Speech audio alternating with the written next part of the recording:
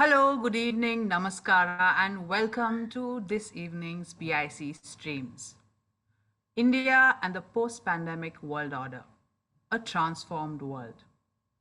The pandemic has led to an unprecedented global reorganization of capital, labor, and supply chains, which is in the making. And India needs to be ready. What is our transformed world going to look like? How can India resolve the difficult societal and economic challenges it faces at home while negotiating an ever changing international order? After the pandemic, the book brings together policy researchers and leading intellectuals from the Takshashila Institution's book, India's Marathon, to come up with answers. Shambhavi Naik, Raja Karthikeya, and Ameya Naik will be in conversation with Pranay Kotasthane.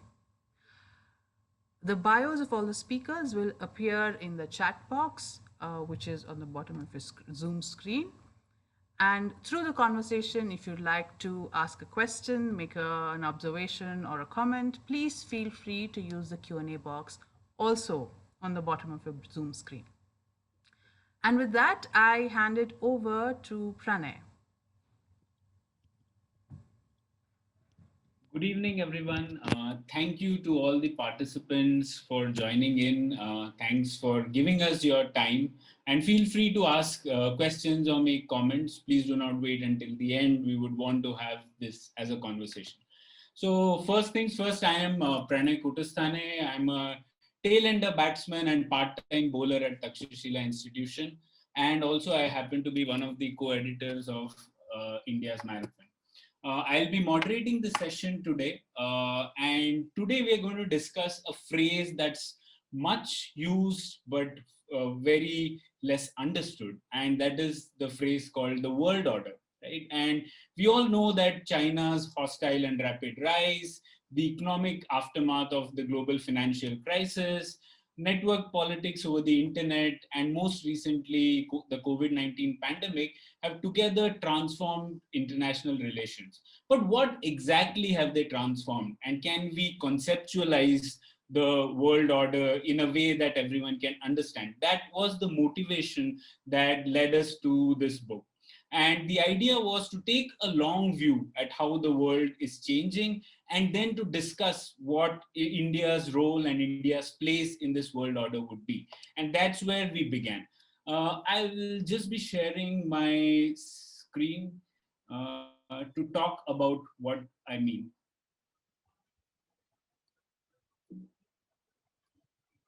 So this was the question that we started with. And we thought that world order is best defined at the intersection of two things. One is how the politics of the world is changing, and the second, how the economics of the world is changing.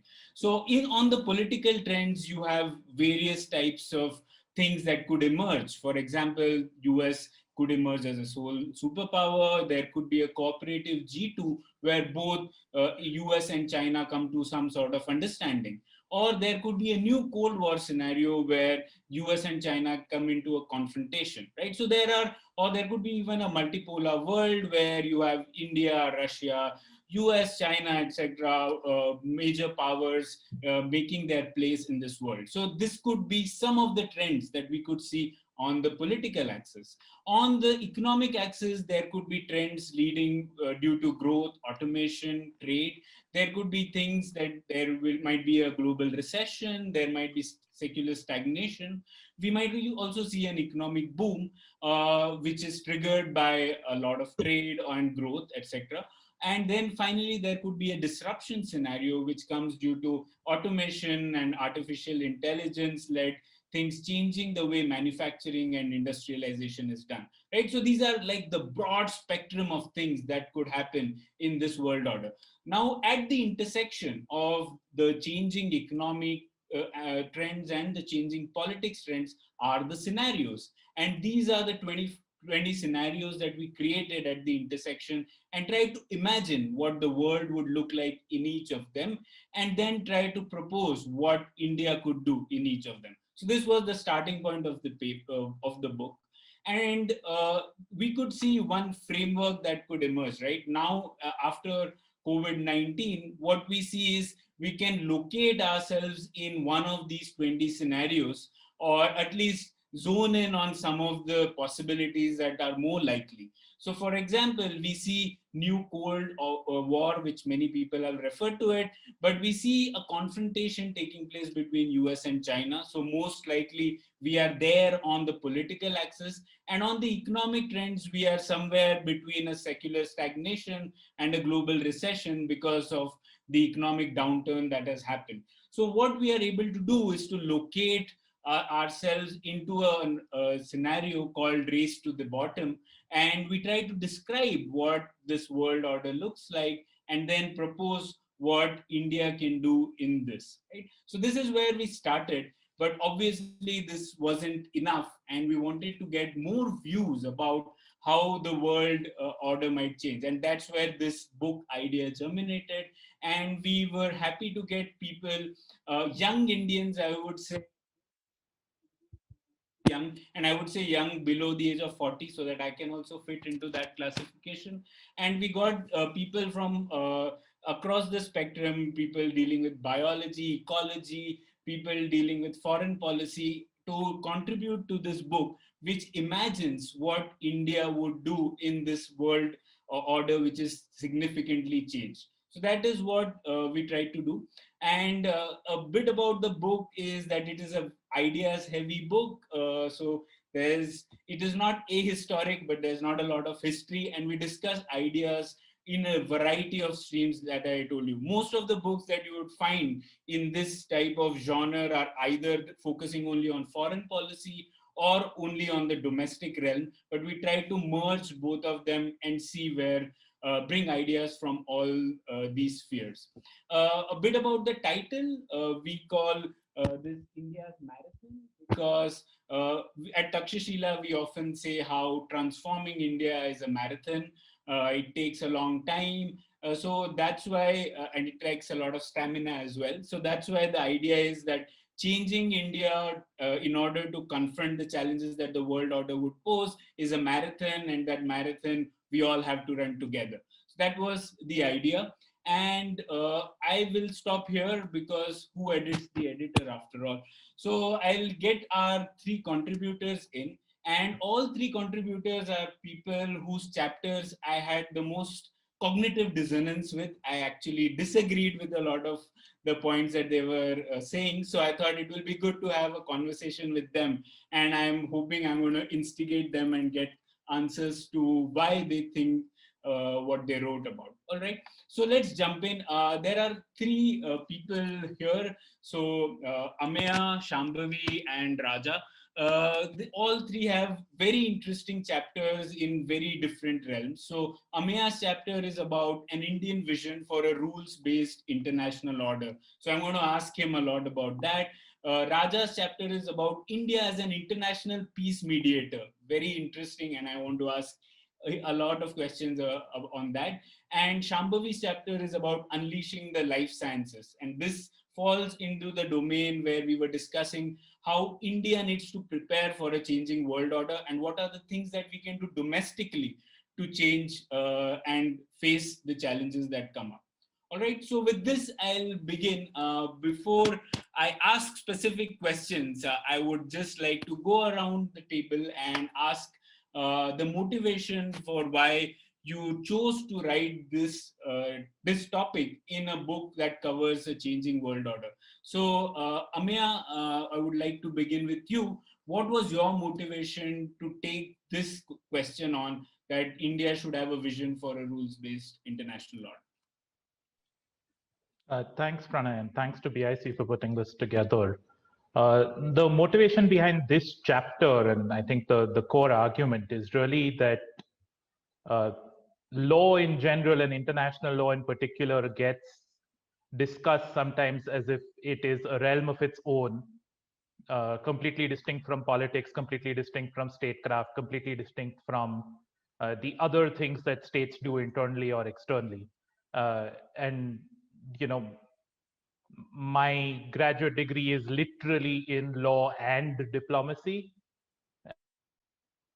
Fill in the blank. Uh, And so I really wanted to make the argument that amongst the tools that you consider when you are looking at how to deal with the world order at whatever point of time, law should be one of them. Yes, I can't hear Ameya. So I'll move to Raja and we can come to Ameya later on. Raja, what was your motivation about discussing India as an international peace mediator? I know there are strong arguments against it. So why did you choose this? Quite frankly, thank you, Pranay. Good morning, good evening to everyone. I'm just speaking in a personal capacity, just prefacing that. Let me say that I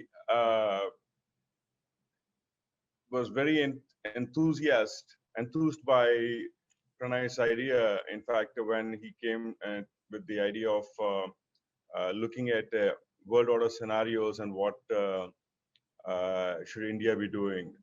And today the world is tending towards a bit of, I would say, some kind of an anarchy. We are in a transition phase. Let's accept this. We have a rise in intrastate wars. In fact, some years ago, they did some research on this. Then there were only 30 fatalities in the entire year. I think it was 2015 from interstate wars. Whereas from intrastate wars, from civil wars, the numbers went into the thousands, basically, tens of thousands. So the fact is, can a large country like India, which comprises a good 1/7 of the world's population, afford to stay away from preempting or at least resolving the conflicts that happen in the world, and that too far beyond its neighborhood. So this was the impetus behind the chapter. Thank you. Very interesting. Yeah, we'll get into the details of that soon. Shambhavi, why talk about biology in a book on world order? It's funny, right, that we are talking about this now. I mean, the chapter was written pre-COVID, and stuff like RT-PCR and vaccines weren't as mainstream conversations as they are today. Back then, we hardly had funding for science. Life sciences in particular, I think, was looked at as like either you're creating medicines or you're doing something in the lab, or maybe you're doing something in a field, and that feeds into agriculture. And I have a strong contestation with that. I think there's more to life sciences than just putting food on the table. It can be a major driver of economy. If you think of both the revolutions that we have had so far, the agricultural revolution as well as the mechanical revolution, they're both rooted in some sense in agriculture, either in crops or in petroleum, which is fossil fuel, at the end of the day, a biology byproduct. And I think that there's more to biology. We just need to change the lens through which we look at biology if we want to change the potential that it harnesses, and hence this chapter. I just wanted to comment that because there's so much potential in biology, I struggled to write the chapter. So instead of saying that this is the direction that the Indian government should take, I've tried to put together technologies, tools, and processes that we can improve on. And then there's thousands of permutations and combinations that we can use to yield a variety of different outcomes. Indeed, that was very interesting, and you've tried to look at what are the tools, processes, and applications that biology, things that we can use in the biological domain for advancing India's economy as well, and trying to be a leader in that space. Ameya, can I have you back in?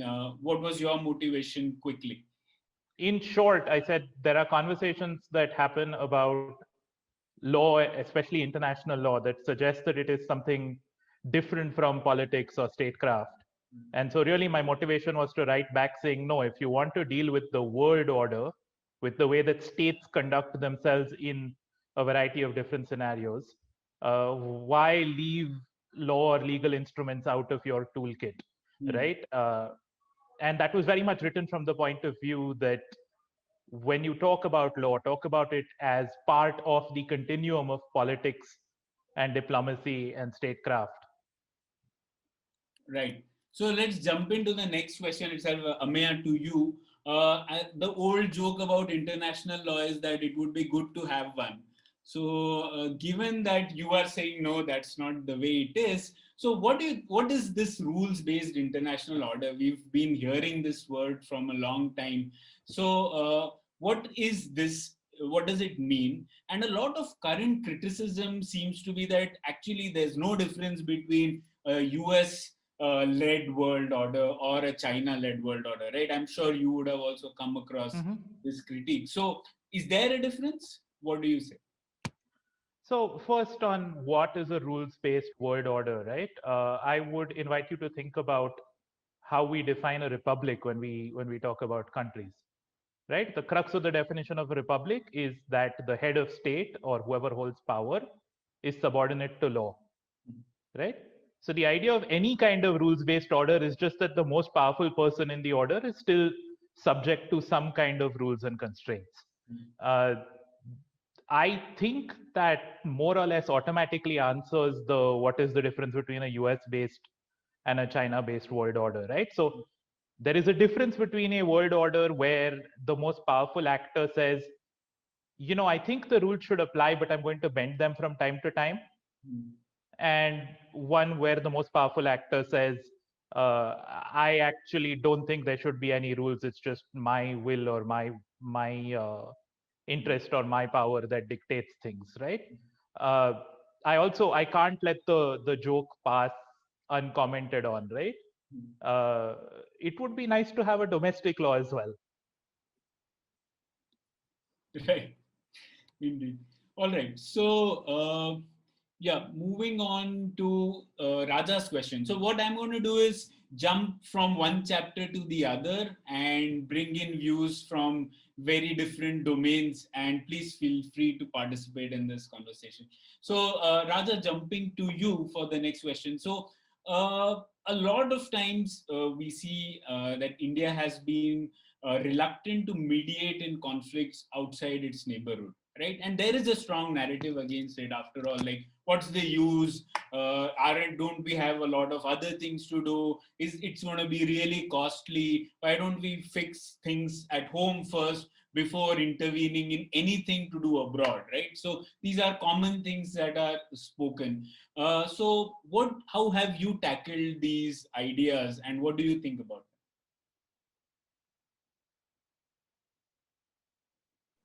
Thanks, Pranay. Let me start with that last argument first. Let's fix things about at home before we move forward. I don't think this argument has ever held water with us. Let's face it. I mean, we didn't, wait to end poverty before sending Mangalyaan to Mars. We did not, work on, a massive leveling of opportunity at home. Before undertaking strides in other areas, such as the sciences, or for that matter, even in building as a kind of third world solidarity, of so to say, through the non-aligned movement in the diplomatic space. So I don't think there is any such rule, or for that matter, even by going by precedent. India has been a major player since time immemorial, when it comes to mediation. I mean, we have instances of mediation in the Mahabharata and Ramayana. We have India mediating, between the Song dynasty in China and the Sri Vijaya kingdom, during the era of the Chola Empire. We have the East India Company, for example, mediating, between, in kingdoms far beyond its actual jurisdiction, so to say. We had Delhi mediating between London and Baghdad in the 1940s. So we've done it even slightly after independence. India played a key role while at the Security Council in diffusing a crisis during the Korean War. So I do not believe there is to say that should we wait. Now, when you said about in terms of, there are certain myths. There are certainly some myths that, for example, a state needs to be, deemed impartial to both sides and so on, or to have extraordinary leverage, But fact is that we have seen that even countries that have, excellent leverage, let's say, with one side, can play a key role in talks. If you look at the way, for example, in 1978, the way during the Camp David Accord, the way things played out, or when you say that a country needs to have really deep pockets and unlimited resources to mediate. I mean, look at the role that Burkina Faso played in mediating the crisis in Mali. When there's someone says that, does mediation go against India's policies of non-intervention? I mean, this is, to be honest, I think one of the most dubious of arguments, if I were to put it mildly, because India has benefited from mediation when it has chosen to. We have well-documented evidence, of India benefiting from mediation at various points in time, tacitly, not necessarily through explicit, consent. India has also cooperated with, for example, the role played by superpowers in South Asia at various points in the Cold War, from whether it is 1970 or whether it is, during the 99 crisis. And then there is this myth that and I have to say it's a myth, that any intervention in a country would endanger Indian expats or the Indian diaspora in that country. I'm not so sure. Let's face it, Indians or people of Indian origin were expelled by Idi Amin from Uganda, despite India playing a limited role, if at all, in that country, at that time. People of Indian origin have faced issues in various parts of the Indian Ocean littoral. For example, let's take the crisis that have happened in Fiji at various points. I am not sure that evacuation, right now, what India does very well is evacuation. And we have been very good at it, from Mozambique in the 1970s to Yemen recently, to even the Vande Bharat flights that we did recently when there was, of course, a global pandemic. We do evacuation very well. But unlike a crisis of a pandemic, when you have a political conflict, the question is, can you, for a fraction of the cost that you are likely to invest during an evacuation, can you actually pump in diplomatic resources to do preventive diplomacy and to do preemptive mediation in a corner of the world that's far beyond your neighborhood? That is, I think, a question. And I think there is a good number of people now in the Indian strategic thinking circles who are discussing this. Thank you. Right. Yeah. And another example is Norway in Sri Lanka, right? The role that they played in the mediation. All right. So I'll come back to you, Raja, with more questions. So now to Shambhavi, let's move our focus to biology. Shambhavi, you mentioned one of the ideas that you discuss is, and you've often spoken about this, about how we should view technological tools independent of their applications. Why do you say so? And could you give us an example where this would help us put this in perspective? Sure. I have to do a disclaimer. This idea is not of mine alone. My fellow culprit in coming up with this idea is Anirudh Kanisetti, who is also an editor of this book. The basic thing is that when we were studying gene editing, we came across the statement a number of times that gene editing is unethical. Why we want to even consider doing it? And kind of haunted us, because the biggest utility of gene editing at this point of time is in research, fundamental understanding of how genes work, without which we cannot make a lot of progress in medicine or in even understanding human biology. So it's not that gene editing by itself as a technology is unethical. Yes, there are some applications of that which a certain subsection of the population might feel is unethical for them, but that doesn't mean that the technology by itself is bad. And so we should not go around labeling the technology or trying to ban it because some of its aspects might not be appealing to some people. When I teach this in my course, I usually give the example of aviation. So most people must have taken a flight. Most people like flying either for travel, for leisure, for work, for study, right? But flights have also been used for really bad things. Does not mean that we ban flying completely. It just meant that we regulated security at the airports. It meant that people had to take off their shoes. So you can actually regulate which you think are going to be bad, but without really just banning the technology and saying we'll never do this. And which is why I think it's very important as policy analysts that we look at technology separate from its applications and then each application on the merits of its benefits and risks. Right, but I guess the key difference is that we have this notion about natural versus artificial, right? And this is one really big cognitive jump to make. So anything to do with gene editing or synthetic biology is seen as being artificial, interfering with nature, and hence evil, right? Again, if you're going to do it in human, you probably feel a bit more averse to it. If you're doing it in plants, you're like, but plant breeding has been going on for centuries, so what's new there? If you're doing it in a cell in a lab, you probably not even think about it a second time before doing it. So again, the applications are very different. So it's not about the technology. Indeed, and even agriculture itself is not a natural process, right? I mean, it's something that humans have discovered, right? So let's go to the next question. Before I go to the next set of questions, Ameya, do you want to respond to what Raja said?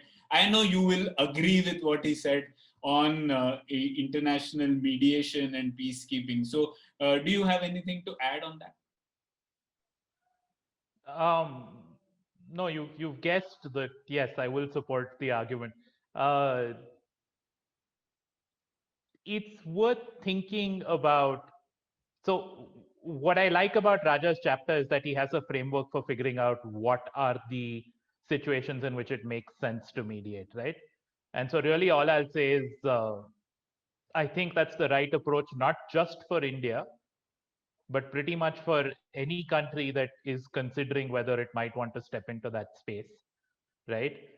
Sometimes the smallest countries are able to carve out niches for themselves on topics like this, right? One of the global leaders in the argument for international law and abiding with the rule of law is Liechtenstein, right?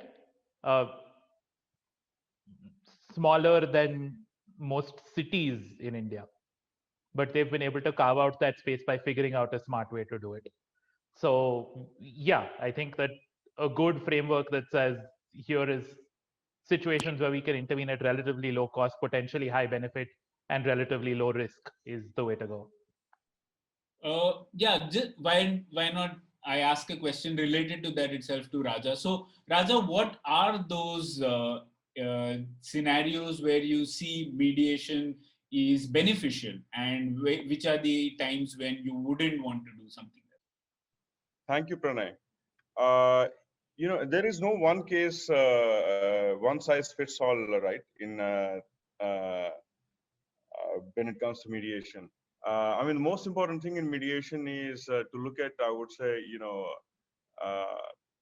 to take let's say a conflict. If you take a certain part of the world where you have, which you believe is critical for international peace and security, then you need to, weigh the conflict along, I would say, four dimensions. I mean, you need to look at the importance and impact of,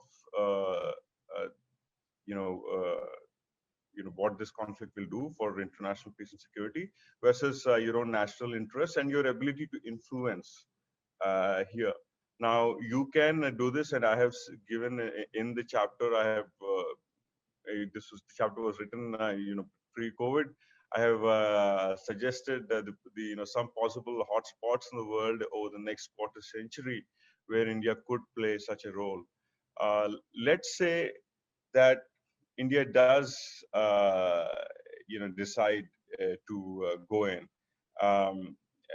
It we'd see that it's actually not very resource intensive as one would deem. It's for instance, Norway has an approximately $100 million budget for mediation efforts, which I think is a pittance even for India. And yet, look at the footprint. Norway has played a role at one point. At the same time, they were playing a role, in places as far away as the Palestinian-Israeli peace process, as Colombia, and they of course have this record, as you mentioned, in Sri Lanka. And at any given point in time, we don't have to take any other country's template. We can create our own template for mediation altogether. But there are definite advantages in doing this. Yes, I believe that if you were to partner with other mediating entities in the world, and especially if you were to, for example, invest in your own manpower in the, for example, in the UN mediation apparatus, I think it's very much achievable. Interesting. Yeah. The question still remains that given we always talk in the backdrop of state capacity, right? And given that we have limited state capacity, and you also write about how we have very few diplomats and things which are well known. So given that there is a shortage of state capacity, we have to make trade-offs, right? You have to select one over the other. So in that backdrop, would you still say that mediation would be more important? Absolutely, absolutely. The question is, what we trade-offs. I mean, I don't believe that there is such a thing as a trade-off when it comes to world peace, right? I mean, really, what would you give for this? Are you going to wait for conflicts to come to you? Look at the enormous amount of the enormous cost that India had to face when the Gulf War happened, and when you had to evacuate 175,000 Indians from the Persian Gulf. All we could do was evacuate.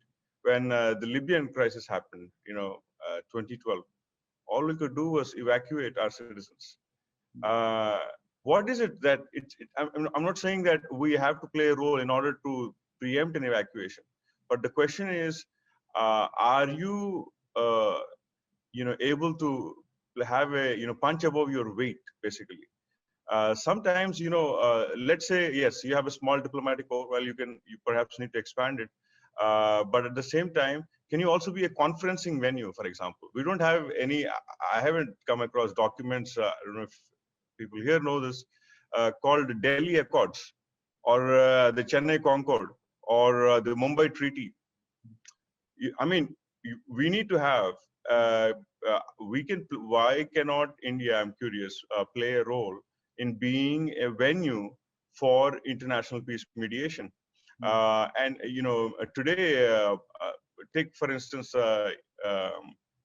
countries like Doha, Oslo, and which have Paris, which have their names associated for eternity with multilateral understandings or peace treaties. So what is it that we can do in such a case? I think similarly we can easily be an entity that, for example, gives India has had a lot of domestic conflicts that it has overcome. And I must say, it's not necessarily always the Indian Foreign Service, but also the Indian Police Service that has a lot of experience in mediating. For example, whether it's in any of the insurgencies in the Northeast that have been, mediated over the years. Some of this experience could actually come in very helpful when it comes to, mediating in countries with a very heterogeneous, ethnic or, ethnic makeup. So I think there's a lot that India can do and punch above its weight with what it already has, without necessarily investing too much, too many resources. Yeah, that's very interesting. And we have two questions also. I'll pick them up in the next round. Now going to Shambhavi, let's go back to the domestic realm, and we were talking about biology and how we can use that for economic growth and for India to become a leader in. So, Shambhavi, first you spoke about technological tools and how we should consider them different from the applications. Coming to your next part, which is in terms of processes, and you spoke about clinical trials and drug discovery, topics which have become very, very important now. So how can India improve on these counts? What do you think we can do over the next 20, 25 years? Yeah, I mean, the fact that these have been 19 is quite evident because they are in a chapter which was written pre-COVID. Um, I think for the clinical trials, the answer has been pretty have a bit more transparency. The consent mechanisms have to be improved. Our consent mechanisms currently are based a lot in trust. Patients trust doctors, unquestioning get into account when we develop consent mechanisms. I think one of the fact that a lot of the smaller private sector. So for the drug discovery process, lack of startups or smaller private companies to either clinical trial facilities or manufacturing facilities. There's a lack of funding as well because all of these are also very exorbitant. And or a shared service help improve. I think the key has to be transparency in everything to build public trust is that we are putting out. Right. All right. I'll come back to you, Shambhavi. So now let's move to the foreign affairs space. Ameya, over to you now. So you mentioned in your chapter, and this was quite provocative, that you said that India should actually contest China in the international law, norms, and institution space. Why? I mean, why do you think so? Because China is pursuing power, so why not we do the same? You know, why not just pursue power? And this is my realist self speaking about how the world order and the world outside states is Matsya Nyaya, right? And you have big fish eating small fish. So why get into this law, norms, and institution space? And could you give an example, for instance, how can international law actually help India in the current situation in Ladakh, for example, or even in the South China Sea? Why would adherence to international law help us in these situations where we find it? So, Pranay, I would argue that you're not realist enough, right? So, I have absolutely no objections to the pursuit of power as a strategy or a way to counter whoever our adversaries may happen to be, right? But can you do it? Do you have a path? Do you have a path that lets you actually cultivate power in a way that will bring you to a position where you can effectively counter China, given where we are today? Right? And so, I mean, one of the things that I write is if we were starting from a blank slate and you said, no, let's just try to amass as much power as we can, sure, that would make sense. But you are starting from a position in 2020 where you are at a disadvantage, right?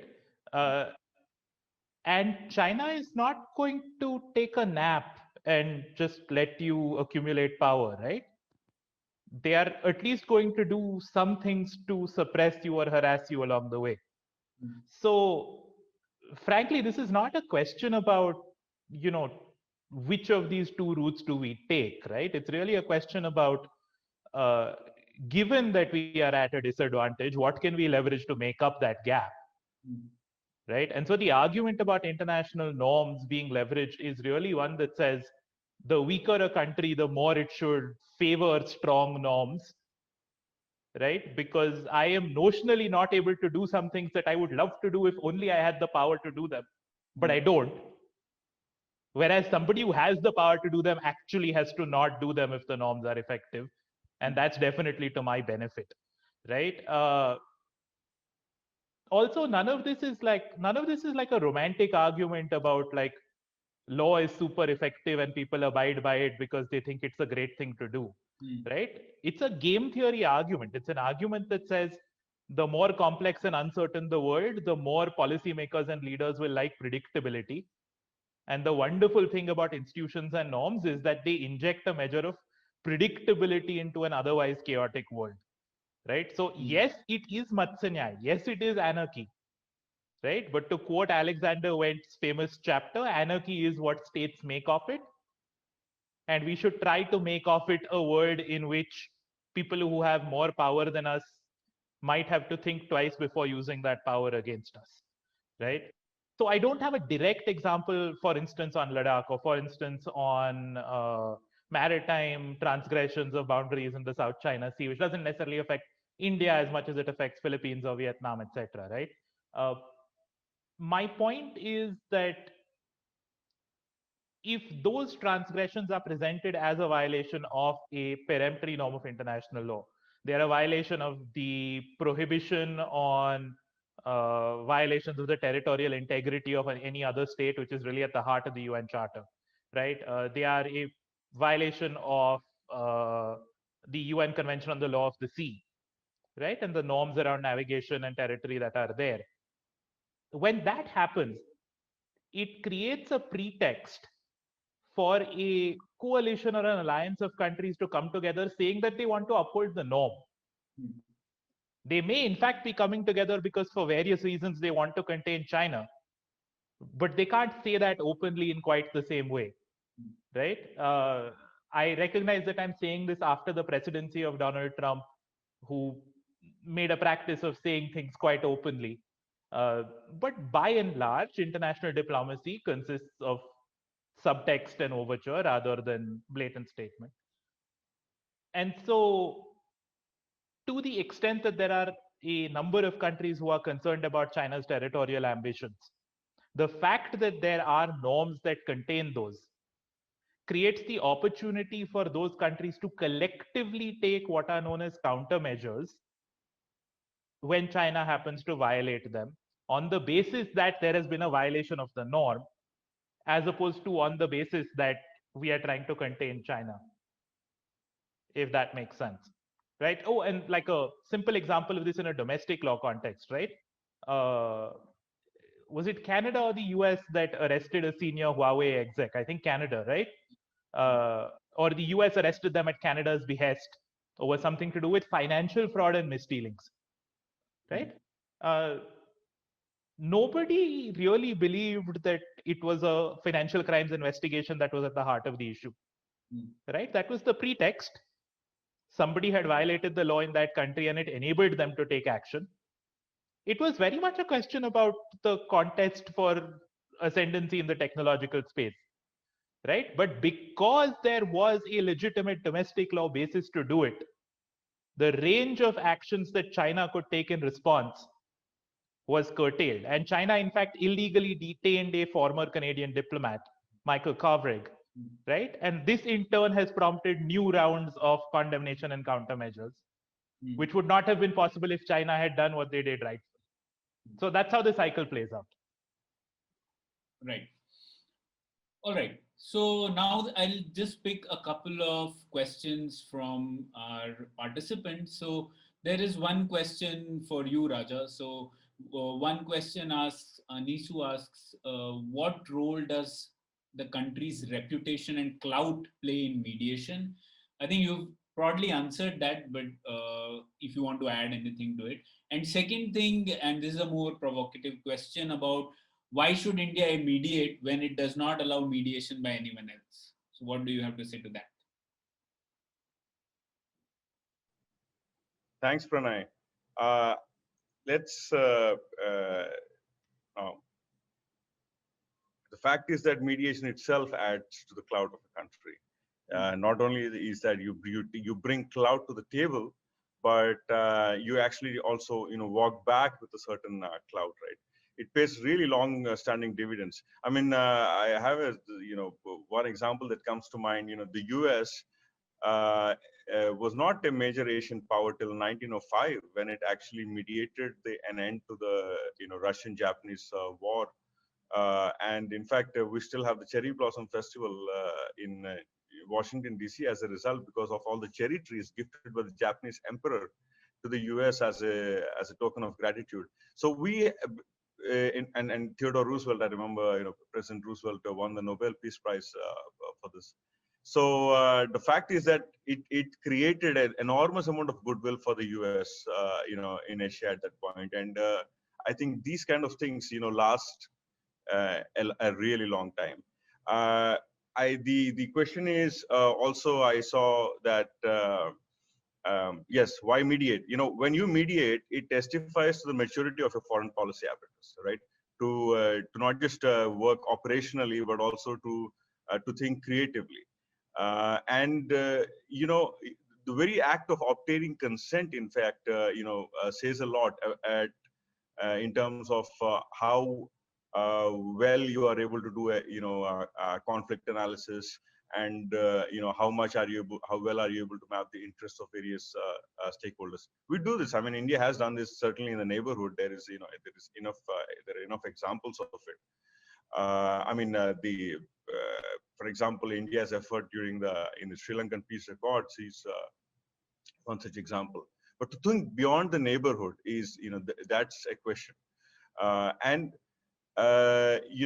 think there was a question, pardon me if I lost my trail there, that does India, when India does not allow mediation by anyone else. I think this is actually, this is not true. Look at the Indo-Pakistan Western Boundary Case Tribunal of 1968, when India actually allowed a UN tribunal to mediate, the boundary around Sir Creek. And look at Tashkent Accords. The Tashkent Accords, there's an entire name there, and this is Tashkent in, which the Soviet Union playing a role. And then you had in 1999, it's a well-documented case, of how, when the US president called up the Indian Prime Minister and tried to, to find a solution towards the end of the war in 1999. So I mean, there are enough instances where not just India, every major power in the world has benefited from mediation, and has played a role in mediation. Now, to say that we will selectively, benefit, and this is not always, high-profile diplomacy. Sometimes mediation is often done, behind the scenes in a very, and sometimes it can be a little more than just passing messages, and that's what we're talking about. Having, for example, 3 special envoys in the, through the base, say, reporting into the Prime Minister's office, backed by a small independent foreign policy cell. I think this is the kind of thing we're talking about. When you do this, you will see that it's not just going to have people say that, oh, this is India doing something out of altruism, but it also feels like India is taking its share of responsibility on the world stage.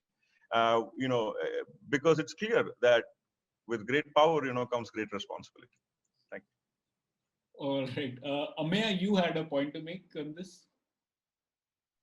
Yeah, can I also jump in on the but India does not allow mediation angle, right? So let me expand that in 2 ways. One, think of mediation as one of multiple international mechanisms that can mediate conflicts, right? We've accepted adjudication in multiple scenarios. How do we determine our maritime boundaries with Bangladesh? Yeah, most recently, right? The Permanent Court of Arbitration coming in. Yeah, the Permanent Court of Arbitration. Yes. Or the Indus Waters Treaty. Sorry, Ameya, I just forgot. Exactly. Exactly. No, so mediation is one of the ways in which a variety of international actors can help you resolve differences, right? I would point out that the maritime boundaries dispute in the Bay of Bengal was decided to some degree against us, or at least not in the most optimal way that we would want, right? And India has abided by the result. So that's one. The second is, by the way, diplomacy in general and including mediation, is not always state to state or state to international organization, right? We've all heard of track 1, track 1.5, track 2, track 3. So even if you take that most intractable of conflicts, which is Kashmir between India and Pakistan, there is no shortage of track 3 diplomacy and mediation that has been happening for decades, right? Of course, there has not necessarily been official engagement in the same way, but there has very much been citizen to citizen and civil society to civil society, and for that matter, if you're familiar with Seeds of Peace, school student to school student interaction, negotiation, diplomacy, mediation, etc., going on. So in both senses, I would really push back against the notion that India does not allow mediation. I don't think that's true. Right.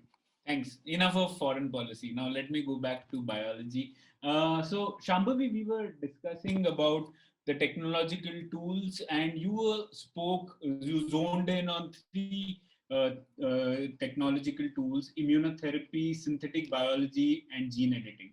Right. So could you explain to us why India should care for these tools and not something else? I think when it comes to tools, there are a number of things. Even in the chapter, I speak about regenerative biology, computational biology, nanotechnology, in addition to those three.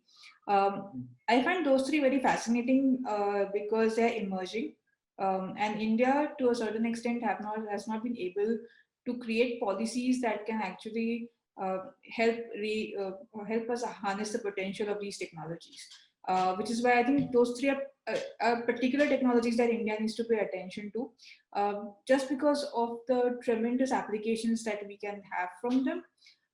Gene editing, for example, cuts across things like agriculture, diagnostics. So we now have CRISPR-based diagnostic kits for COVID-19, which do not really require a lot of training and are extremely cheap, right?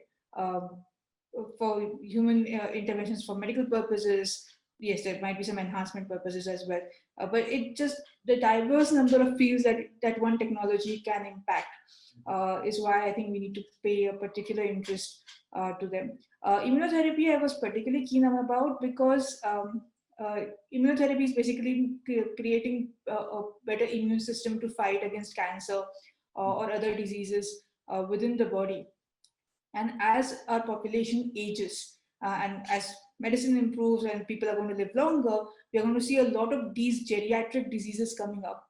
And so having a strong immune system can keep those at bay. And hence immunotherapy, I think, is going to be very important over the coming decades. Non-working to working age population, for example, would peak. So I guess, yeah, this becomes more important if we are looking over a longer time frame. And what about synthetic biology? Why that? That is interesting, right? And now, yeah, synthetic biology is very cool. I mean, you can do so much with synthetic biology. India is doing pretty negligible when it comes to synthetic biology. So you're basically looking at the interface of molecular biology and systems biology, right? Where you can use synthetic biology to fashion complex pathways in the lab. So you can basically make vanillin in the lab instead of using vanilla pots, which you can create a lot of substitutes, right? Synthetic biology hopefully will also at some point of time allow us to answer questions related to energy and creating renewable sources of energy. But it is going to take a lot in terms of research and a lot of focus, a lot of funding for us to reach that stage, which is why I find synthetic biology very cool. Again, the risks with synthetic biology are pretty high as well, which is why I think a lot of people have kind of stayed away from using synthetic biology. So there was this one case where someone tried to replicate the DNA of a virus, and that kind of spooked a lot of people on what exactly could you use this for. But again, it's an application, but the technology by itself does need encouragement. Right. All right. Thank you. So now back to you, Ameya. Now, coming back to the themes that we've been talking about, and you say that reputation for good behavior in international relations is an asset. Really? Why? And what can be said about India's reputation as an international actor over the last 50, 60 years, 70 years. So what would you say India's reputation is? What does it cultivate? So the first half of that question is the easier one for sure, right? Or at least the one I'm happier answering. It goes back to the argument I was making about predictability, right? A reputation is an asset at the first level, because if you have a reputation for basically keeping your word or not, you know, pardon my language, not screwing people over, right? That gives people a certain degree of confidence in working with you in an area where they are taking some kind of risk by trusting you to do something, right? So to the extent that your reputation is good and positive and strong, it will be an asset in areas where cooperation is required, especially where somebody else has to first take a leap of trust, right? Or to rely on you. There are multiple things that you can do to structure that interaction so that that risk is reduced for them, right? So that the possibility of harms to them is reduced, and so that there is a possibility of harms to you. So you have more incentives not to do the things that they are afraid of. But it's still going to come down to, but do they believe that you will abide by those things? Right. And so that's where the reputation helps. By the way, a reputation for being aggressive and unreasonable also helps, right? It helps when you want to make threats. Anyone who's traveled by local trains in Mumbai has seen this in action, right? So you know that people are able to get their way by making threats, by preemptively claiming that they are short-tempered, right? It can work. I didn't hear you, Pranay. We don't subject ourselves to such things, so I don't know what you're talking about. Right. So, yeah, the short version of the answer is still reputation contributes to predictability. The second level on which reputation contributes to predictability is when somebody knows that you yourself are concerned about and care about your reputation, and that you yourself, in fact, see your reputation as an asset. Right? Now you've got a double loop going, because now they know that you are actually trying to cultivate this reputation as well, right? And you really don't have to look very far to see this in action, right? I mean, all else being equal, if you as the leader of a country had a choice to sign an agreement between two reasonably equally competent, reasonably effective government-owned enterprises, and one was owned by the government of Germany and one was owned by the government of Russia, which one would you choose to sign with? Right? All else being equal, you know what the answer is going to be. Latter half of your question, what is India's reputation? This is my assessment, but I'd love to hear yours and Raja's as well.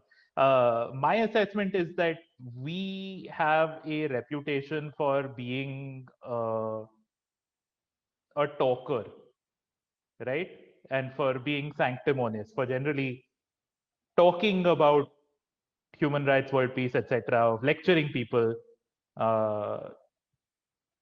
We don't necessarily walk the walk, but at the same time, even if there's a gap between our words and our actions, it's never in a way that it's harming people, right? And so I saw a headline in the paper today about how the defense minister of Iran is likely to visit India soon, right? Think of the number of countries for whom that's possible, to have the kind of strategic relationship that we have with the US, and for the defense minister of Iran to visit, and for this to be known and public and completely not a big deal. The Iranians don't care, the US doesn't care, we don't care, the Chinese don't care, the Pakistanis don't care, right?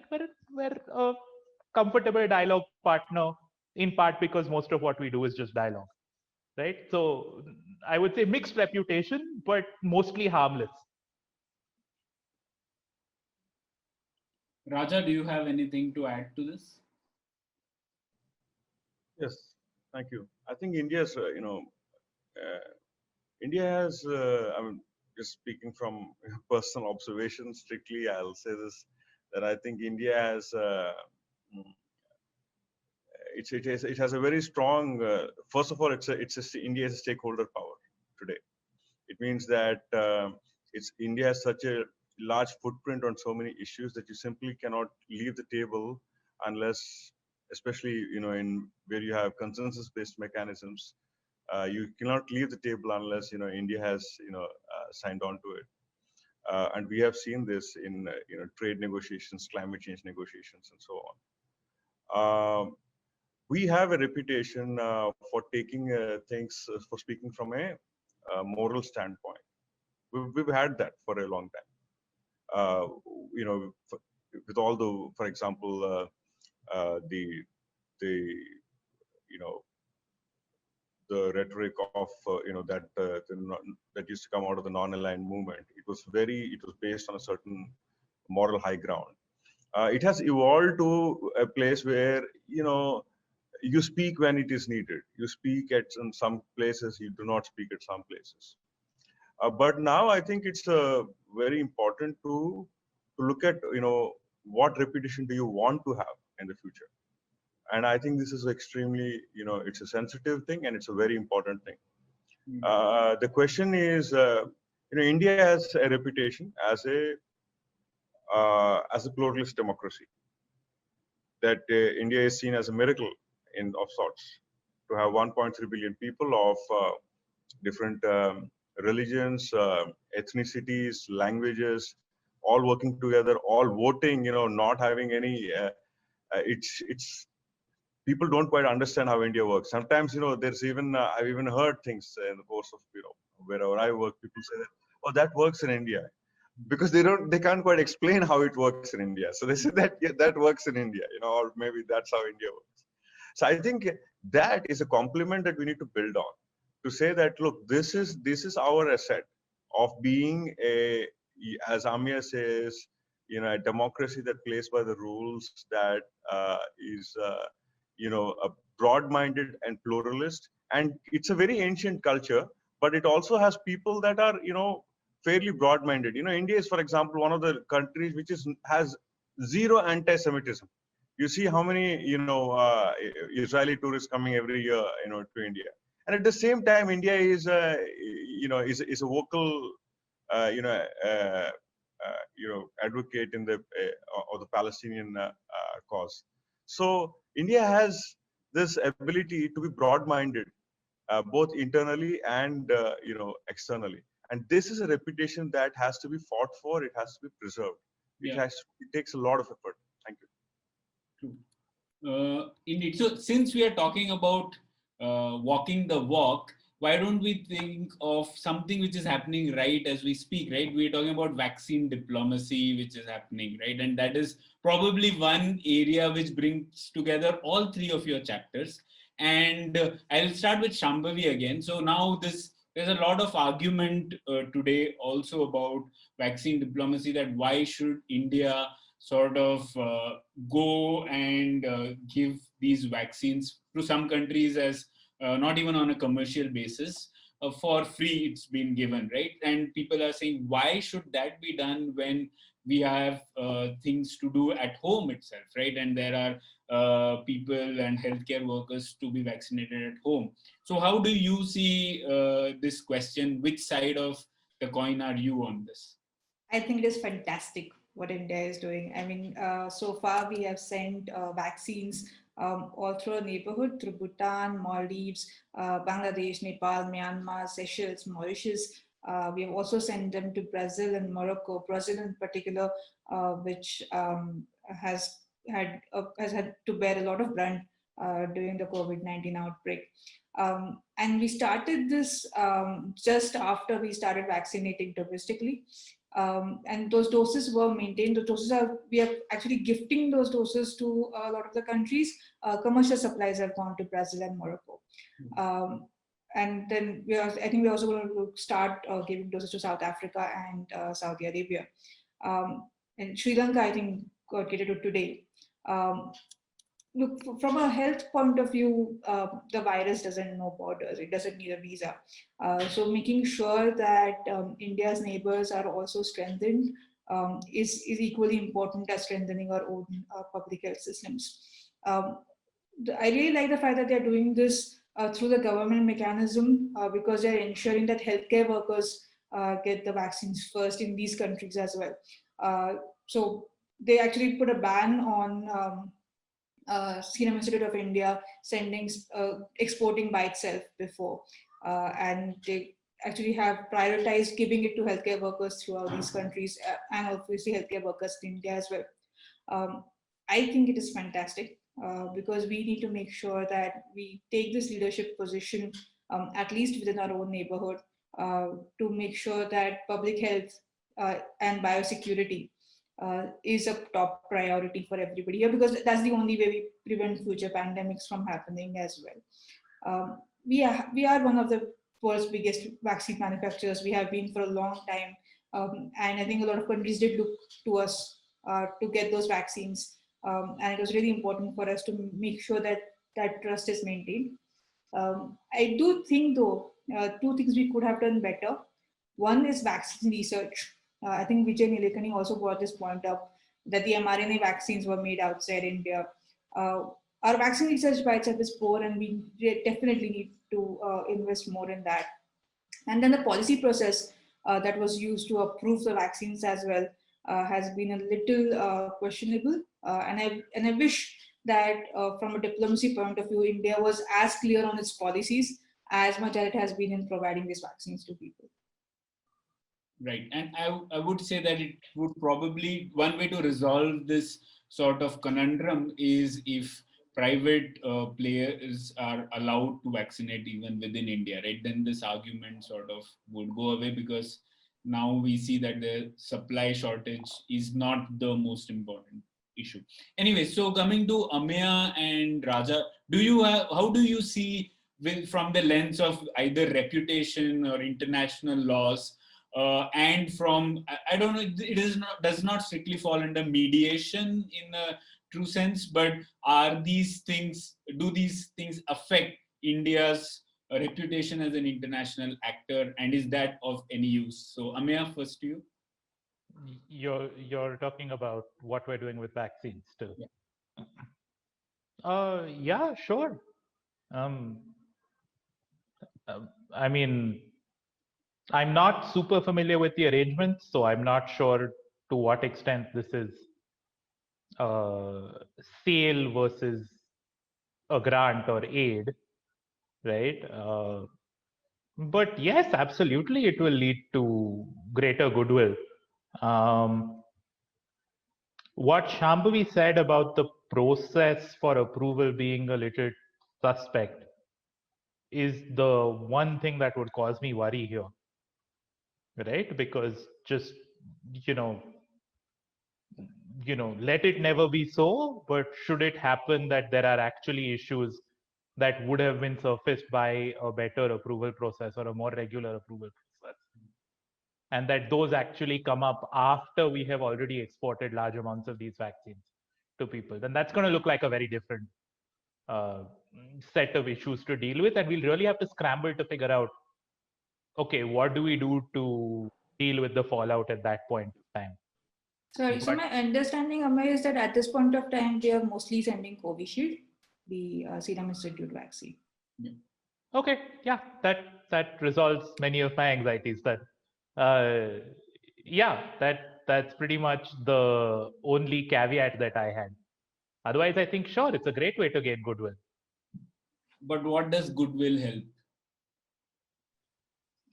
Everything, right? I mean, maybe we'll have to read your chapters. Yeah. Raja, do you want to come in here? Yes, thank you, Pranay. Absolutely, yes, absolutely. It makes a huge, huge difference.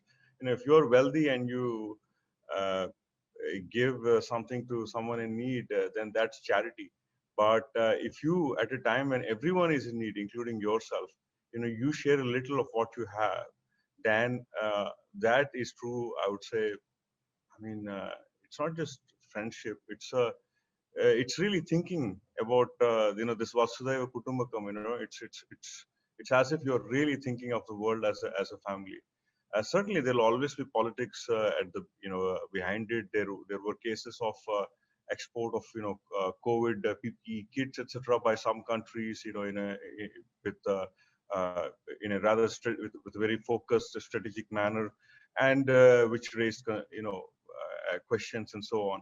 But at the end of the day, when one is in need, whatever help you get, you take it, and it's great when somebody steps up. When others are not willing to step up. Vaccine nationalism is one of the biggest risks that we face today. In the face of this pandemic, and in such a time, I do not even see this as vaccine diplomacy. I think this is just India doing, what its share for all of mankind to get out of this pandemic. There will be long-term benefits, yes, but are there long-term benefits of Bollywood, for example? Yes, there are certainly diplomatic meetings, or sometimes I know that which have been which have had a different outcome because of the counterparts shared love of Bollywood.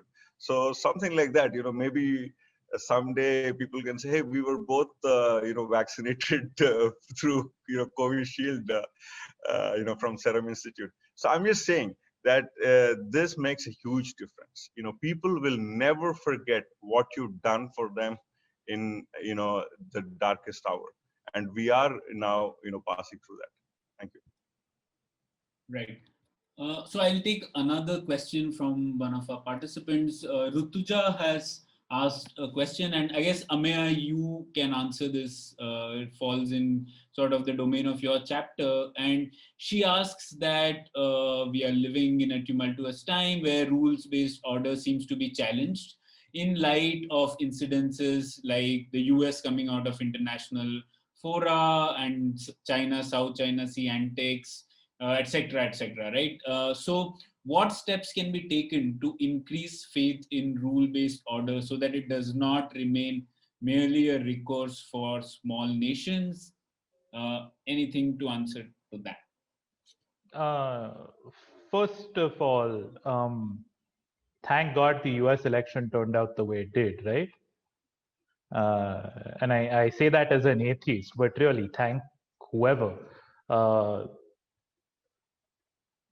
So a lot of my anxieties around the unraveling of the existing order are reduced by the fact that Biden, in fact, has become the next president, and also very much by the people that he has nominated to positions of authority in this space, right? I mean, Samantha Power, Anthony Blinken, Linda Thomas Greenfield, Mira Rapp Hooper as the senior advisor on China to the Department of State.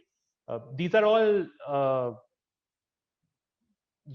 if I have to caricature it, these are all liberal internationalists, right? So they're going to put faith into creating systems and norms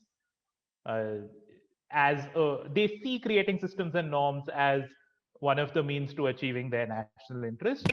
And when the US believes that, usually systems and norms get better as a result. So to that extent, I'm less worried by US withdrawal. Other than that, it's really a question of whose faith, yeah? I mean, it doesn't make that much of a difference from one day to the next if the regular person on the street does not have a great deal of faith in a rules-based international order. Right? For better or for worse, global politics is a game of elites. Enough elites, including elites in small countries, have to believe in something like this and have to stick to believing in something like this for a long term, and then it works. So last week, a global ban on nuclear weapons was adopted. Not a single nuclear weapon power is a signatory, right? So my realist friends are probably looking at this and saying, doesn't make the slightest difference, right? Yeah. Yeah. 30, 50 years down the line, if it actually holds that way, it might be a different understanding and a different level of pressure. Right? So I agree with you. Doesn't make the slightest difference today.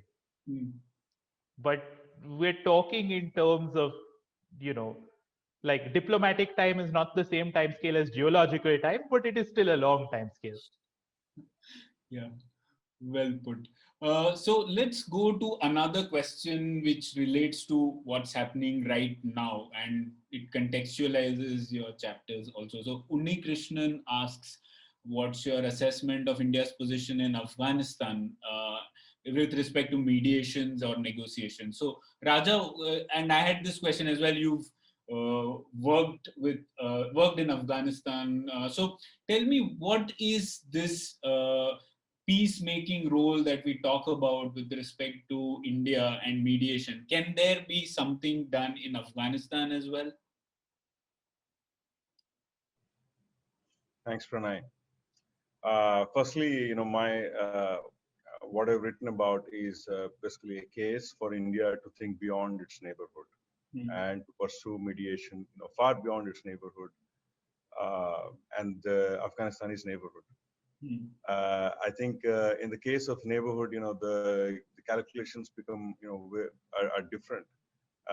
The way you assess your own ability or your own leverage is also, different.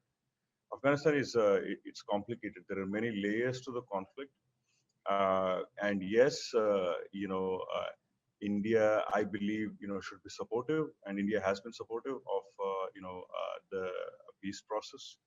While it is an intra-Afghan peace process, I think it has helped, that India now has, you know, reached out to all sides in the, conflict. I think there is limited role that India can play. It depends. It's from a case to case, from a and from a time to time. You have to decide. So personally, from what I've seen, I think India can be a very salient, a regional actor that is supportive of the peace process as it has, done over the years. Thank you. Pranay, before we move on, I know you've done research on Afghanistan as well. Step out of moderator role. What are your thoughts?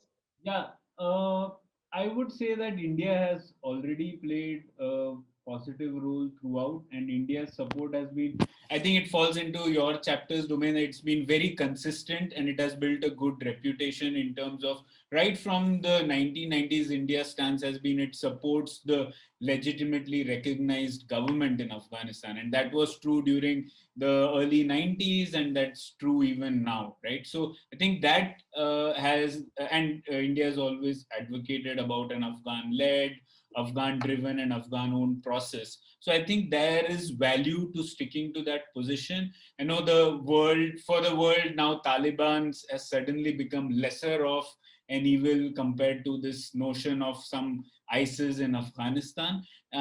But India's position has been remarkably consistent, and I think that is where we should stick to. And in fact, we should be doing more in terms of training, in terms of increasing the state capacity of the Afghan government and the Afghan state. So whether it comes to military training or in terms of economic assistance, which India is already doing. So those things need to be worked on more. And I think that's the way to go. Right. Okay. So I will move on from Afghanistan to back to the domestic space, and then we talk about another very important topic that should concern us when we think of India 15, 20 years down the line, right? And that is nutritional security. So Shambhavi, you write about how nutritional security is an application where all the things that you mentioned fit in quite nicely. So it is key to India's role in the world order as well.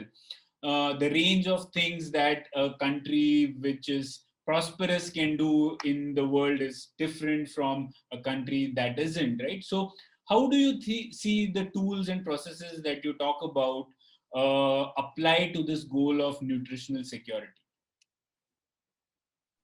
Wait, sorry, I'm just going to take my video off. So yeah, for the longest time, I think we were worried about food security. I think we have moved on from there. as more Indians get richer, the idea is that people are going to make sure that they are nutritionally self-sufficient as well. So food security was perhaps a goal a few years ago, but now we need to have nutritional security. But again, I find perhaps gene editing or synthetic biology to be the required tool. And then obviously we need better clinical trial frameworks and more expertise on how we can use gene editing to create those kind of food products that will ensure nutritional security. The idea is that, look, nature is changing very rapidly. Evolution, on the other hand, is a pretty slow process, which basically means that because of man-made changes, evolution might not be able to keep up uh, with adaptation and making sure that there's enough food available, which is where gene editing might actually be able to help. We could fortify crops, we could make sure that costs are down and people can afford to eat better food. So this, I think, is going to be very key, because we do not just want Indians to be well fed. We want them to be strong, productive, and nutrition is going to play a really big role in getting us to that stage. Right. Yeah, and that was a very interesting part of your argument. So I'll go to another audience question. So Smita asks, and that's about China. So the question is, one of the things about China is relentlessness. Being a very chaotic and distracted democracy, how to counter that? So Smita, there's one more chapter in the book by my colleague Manoj, which talks specifically about China. There are also chapters on US, etc. But let's look at it from the frame of reference of, say, international law or from a reputation perspective. So Ameya, do you have any answers to this question? Yeah, so before I answer, in fact, I think back to like the author's workshop, right? And I think Manoj's chapter, Constantino Xavier's chapter, Kunal's chapter, my chapter, all actually have a serious consideration of this question running through them or motivating them. And we have different approaches or strategies as a response. Short answer, not alone, right? I mean, you do it by building alliances around common interests, which could be a common interest in my argument in upholding certain norms of international law, such as around territorial integrity, such as around, I don't know, not committing genocide against your own people, right? But it could be around other areas as well, right? I mean, you could interpret the South China Sea as very much a geopolitical question rather than a law of the sea question, right? So this is, I'm not saying anything that's not in the literature on alliances in international relations and political science, right? Stephen Walt's book is probably the best known in this space. You can basically have people who choose to become allies with a rising or a strong power, right? What's called a bandwagoning alliance. They think it's on the right, so they're going to get on the bandwagon. Or you can have alliances that come together to contain it, what's called a balancing alliance. So India should be investing great amounts of energy and effort and diplomatic capital and reputation and everything else into creating balancing alliances, because I think that's the only path we have. Right. Just to add to this, I think one key factor is what India does back at home, and that actually influences a lot about its China policy as well, right? An India that is growing economically and growing from strength to strength can then negotiate with China or with the US on its own terms, right? And form balancing coalitions. Otherwise, it becomes difficult to form balancing coalitions, and then you would end up having to bandwagon with one or the other because of you being a smaller power, right? So the ability of India to be a swing power depends on what it does back at home. And that's why a lot of the chapters also deal with economics and what India needs to do on the trade front, for example. And those are really key to build this strength to decide what India does with respect to China or US or for that matter any other country, right? So all right. So just to say, Pranay, sorry, every alliance has core members and free riders. I'm caricaturing again. But yeah, how I would characterize what you say is we want to be seen as a core member and not a free rider in whatever this balancing alliance is, which, yes, needs us to have the domestic capability to do it. All right. Okay, I think we have covered almost all the questions that I had in mind. So we can end this session here. I would just say that it's very rare to find sort of bold ideas on biology, peace, mediation, environment, US, China in one place. So really happy to have been a part of this. And the key idea is that we really recognize that there are many ways to construct world orders. Definitely, it's not that this is the only one, but we need more Indian perspectives about how the changing world will impact the world at large and also India, right? And we don't want to have perspectives just from US and China about the world order. And I think this is a starting point, and India's current problems can't be an excuse for insularity. So this is an argument about thinking closely about the world, engaging with it, and in understanding how the world impacts India and vice versa, right? And I'll end this by just saying that the Arthashastra says mantra purva sarva arambha, right? Policy precedes all action, but we can add that policy in turn is preceded by an imagination of a desirable future. And I hope that this book did a starting point about imagining a desirable future for the world. So that's where we'll end today's conversation. Thank you all for joining me. Thank you, Pranay. Now that we have theoretically and in words run half a marathon, all that is left is to actually run it. Thank you all for your time. Thank you, audiences, for joining us. Raja, Ameya, Shambhavi, Pranay, for your time, for your contributions to the book. And of course, Anirudh Kanishetty, who's been supporting us backstage, as it were, and helped us put this session together. Thank you, everyone. Good night, and see you next time. Thank you. Thank you. Good night. Thank you, everyone. Thank you.